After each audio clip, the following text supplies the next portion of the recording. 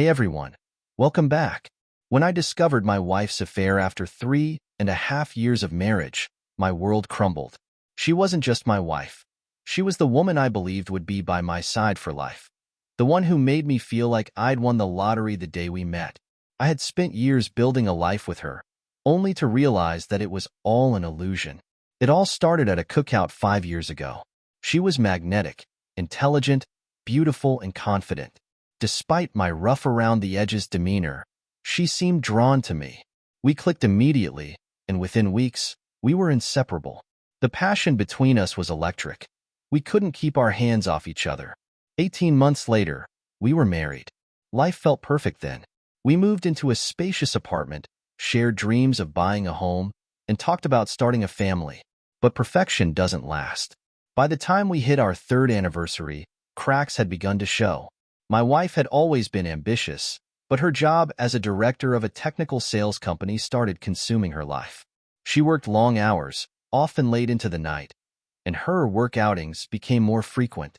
Initially, I dismissed these changes as part of her drive to succeed. But deep down, I felt something was off. Arguments between us became more frequent. Small things would set her off, things we used to laugh about. When I questioned her about her increasingly late nights, she would lash out, accusing me of being unsupportive. She'd point out how I traveled for work and claim I had no right to question her. I even offered to cut back on my trips to spend more time with her, but she dismissed the idea. Looking back, I see now that her defensiveness was a red flag I chose to ignore. The first real warning sign came one evening in September. She'd asked me to help bring in groceries from her car. As I leaned into the back seat, something pink caught my eye, a lacy bra stuffed under the passenger seat. My stomach sank. It was hers, no doubt about it. I knew her wardrobe well enough to recognize it, but why was it there? My mind raced. I wanted to confront her immediately, but something stopped me. Instead, I stayed silent, pretending everything was normal. That night, I couldn't sleep. My mind kept replaying the moment I found the bra. Was it innocent? Was it evidence of something I didn't want to believe? I told myself I was overthinking, but my gut said otherwise. From that moment on, I started paying closer attention to her behavior. She grew more secretive. Her phone, which she once left lying around, was now always within arm's reach.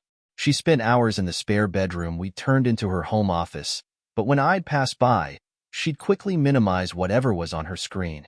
Her work engagements increased from once a week to 3 or 4 times a week. Each time she left, she looked more dressed up than usual, perfectly polished, as though she were heading out on a date. Then came the night that confirmed my worst fears. She claimed she had a late work dinner with her team. Something in her tone felt off, so I decided to track her using a spare work phone I'd slipped into her car earlier that week. When the GPS showed her at a bar across town, I got in my car and drove there. I parked across the street and waited. After about an hour, she walked out with a man. He was tall, sharply dressed, and looked like he belonged in her corporate world. What happened next made my blood run cold. He leaned in, kissed her, and led her to his car. They drove off, and I followed them to a nearby hotel. I watched as they walked in together, holding hands. I sat in my car, stunned. My heart pounded as I tried to process what I'd just seen. The woman I had loved, trusted, and built a life with was betraying me in the most intimate way. I wanted to storm into that hotel and confront them, but a voice in my head told me it wouldn't change anything. Instead, I drove aimlessly for hours, tears streaming down my face. That night, I found myself in a small bar on the outskirts of town. I ordered a drink and tried to numb the pain. The bartender, a kind woman, noticed my state and asked if I was okay. Before I knew it, I was spilling my story to her and a man named Ray, who had taken the seat next to me. Ray listened quietly, then offered me advice that would change my life. You have a choice, my friend.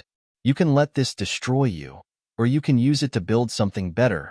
Ray told me about a trailer he had on his ranch, a simple, modest place where I could escape and start fresh. At first, I dismissed the idea. Leave my life behind and live in a trailer? It sounded ridiculous. But as the days passed and my wife's lies continued, the idea began to take root. I started planning my escape in secret. While my wife was at work, I began moving my belongings to Ray's trailer. I didn't take much, just the essentials. I left behind our furniture, shared possessions, and even our wedding photos. On the day I left, I placed my wedding ring on the kitchen table along with a note that read, "I hope it was worth it." As I drove away from the apartment for the last time, a wave of relief washed over me. I was free. The mountains where Ray's ranch was located became my sanctuary. The fresh air, the solitude, and the simplicity of life in the trailer helped me heal. I started running again, exploring the trails near my new home, and even made new friends among Ray's family and neighbors. Slowly but surely, I began to rebuild my life. Meanwhile, my wife's attempts to contact me grew increasingly desperate. At first, she bombarded me with texts and voicemails, apologizing and begging me to come back. She admitted to the affair, calling it a mistake and blaming it on stress. But her words rang hollow. Mistakes don't last for months. Mistakes don't destroy marriages. When I didn't respond, her messages turned angry. She accused me of abandoning her, of being a coward. But I knew better. She was grasping at straws, trying to regain control of a situation she had caused. Months later, she tracked me down. I was at a coffee shop in the nearest town when I heard her call my name. My heart sank as I turned to see her standing there, looking desperate and out of place. Against my better judgment, I agreed to sit down and talk. She poured out her heart, apologizing for everything she'd done. She claimed karma had already punished her. She'd lost her job, her affair partner had betrayed her, and her life had fallen apart. She begged for another chance, promising she had changed. "You destroyed us," I told her. "There's no forgiveness here. You made your choices, and now you have to live with them." As she sobbed, I felt a mix of pity and vindication. She had caused her own downfall, and now she was reaping the consequences. I had no interest in being part of her redemption story. My life in the mountains, far removed from the pain of the past, was all I needed.